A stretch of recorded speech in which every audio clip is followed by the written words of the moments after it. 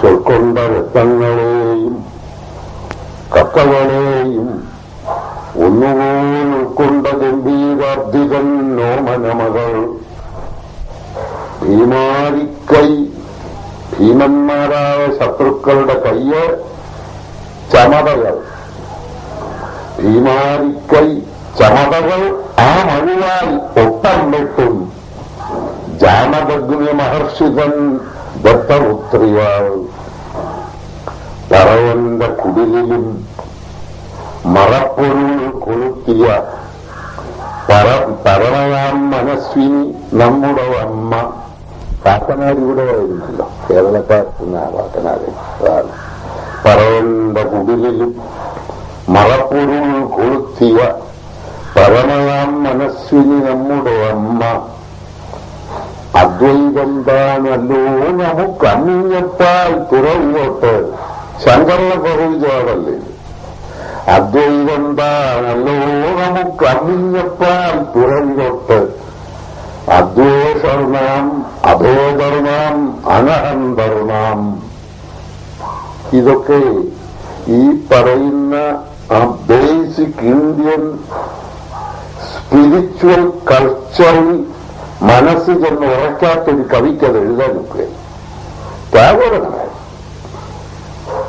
ടാഗോറൊക്കെ ഉണ്ടായി, പക്ഷെ മലയാളത്തിൽ കവിയെ പറയാമോ? മലയാളത്തിലെ ഒരു കവിയെ ഉള്ളൂരുണ്ട്. ഉള്ളൂരിന്റെ ഉള്ളൂർ അതിനകത്ത് മുഴുകിയാണ്. പിന്നെ വേദാന്തം മുഴുവൻ ഇവിടെ കവിതയിലുണ്ട്.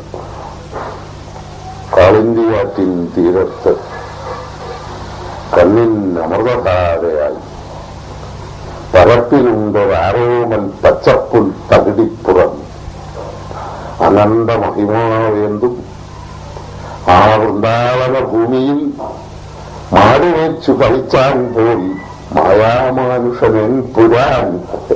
എന്തൊരു ഗംഭീരമായിരിക്കുന്നത്! അനുഷ്ഠപൂർവ്വത്തിന് വലിയ ശ്ലോകമാണെങ്കിൽ അല്ലേ?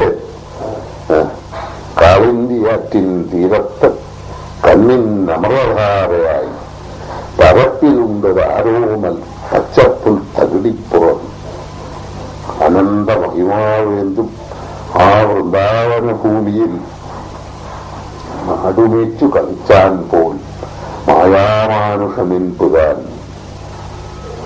കോടക്കാർ കൊമ്പുകുത്തുന്ന കോമള തിരുവേനിയിൽ മഴവില്ല് തുളുമട്ടിൽ മഞ്ഞപ്പട്ടാടവാർത്തിയോ.